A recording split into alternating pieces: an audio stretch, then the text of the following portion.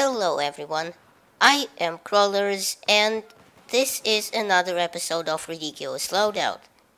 As you may already know, this is a series I started way back when in the Battlefield 3 days, basically whoring myself out for cheap views, running a suggested loadout from one of you in the comments section.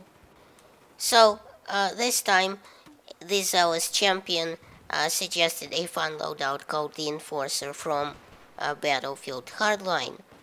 Now, this is actually a Battlefield 4 loadout since, this is that suggestion, but since I already bought Hardline, you can probably leave loadout suggestions for that game since, I'm well aware that Battlefield 4 is getting a little stale around the edges.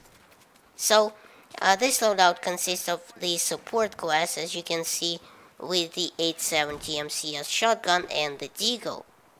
Also with me are the incendiary grenades and the shank knife. The trick to this loadout is to overuse the shield and use the knife as much as possible, this our champion said. And I tried to do my best as best as I could, and I'll tell you what, I had lots of fun with this loadout.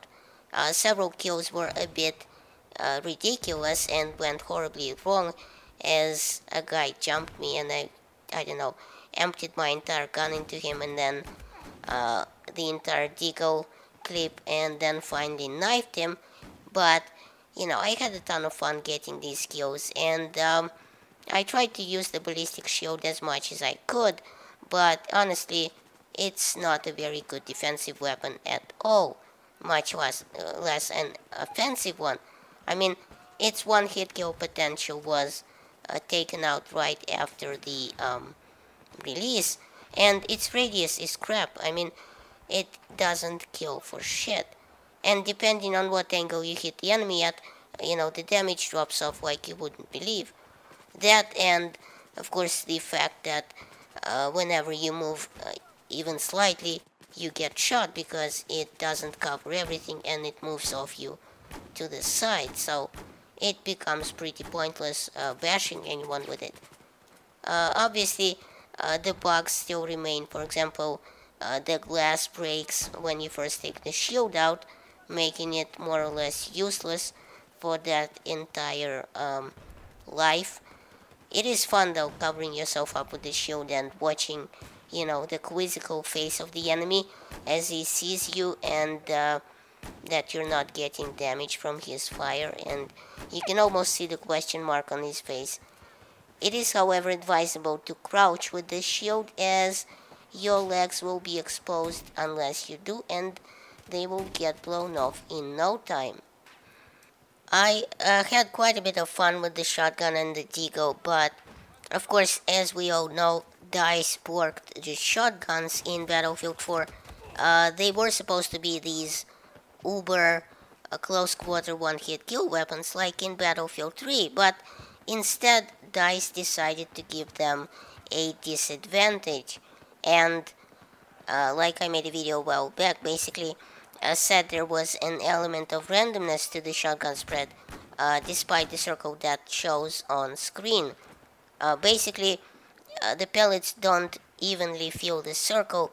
Instead, they randomly pick a spot as the center of the spread within that circle, and just as the Hipfire for any other weapon that sort of spreads out and has a possibility to hit any point within that spread, like an assault rifle or something like that. So with shotguns, you're not guaranteed a kill in Battlefield 4 unless the entire Hipfire circle is filled with the enemy's body, which goes against the whole idea of a pellet gun, needless to say. It's supposed to spread the pellets evenly.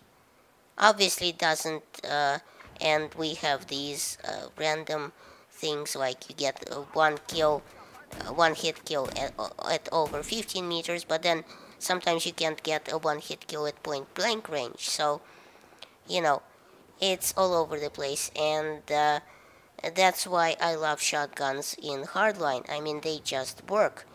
they do what they are supposed to. But enough about that. Here's the star of the show, the 870 MCS.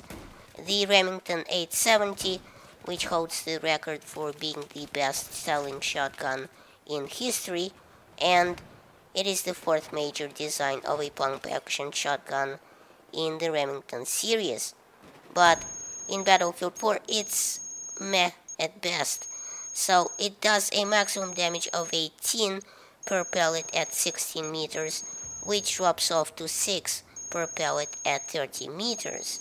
It has 12 pellets per shell, and obviously not all pellets will hit the target doing the damage that I mentioned. It will recoil at 2 degrees up per shot, and it has an uneven left and right pulse of negative 0.5 and 1.5 left and right respectively. Its muzzle velocity for the buckshot isn't the best by any standards at 300 meters per second, and the rate of fire of this pump-action shotgun is only 109 rounds per minute, which means that if you miss that first shot, you're pretty much done for, especially going up against AEK tryhards in close quarters. There's no winning that fight. And speaking of missing your shots, check out my green Hipfire circle. I went with green color after DICE let us customize the colors in the recent patch, and actually Level Cap went with the pink one right after the patch came out, and but I thought green would be less obnoxious and stand out a bit less in the background and not be as neon and bright. Well, now I see several YouTubers sporting green hipfire reticles like Westy, Lupus, and I even think I saw the Russian Badger have it, though I'm not sure. It was fun trying to bash people with the shield though and knife them, and even I got a few hilariously bad kills up close a few times, but well, as you can see in the background probably. But this time, since Hardline came out, what do you say, guys? You leave me a loadout suggestion for Hardline, because might be fun and might make a bit better video than Battlefield 4, which admittedly isn't anything new anymore, so you can't really surprise people with it. So I hope you enjoyed this episode of Ridiculous Loadout, and now because I don't feel like suffering alone, the Zawist champion must also run this loadout and upload it to YouTube, and I'll accept the link down below in the comment section. Thanks for watching. Please rate and share this video as it helps my channel grow. Check out my other videos at the end of this one, and remember, in Soviet Russia, YouTube subscribes you.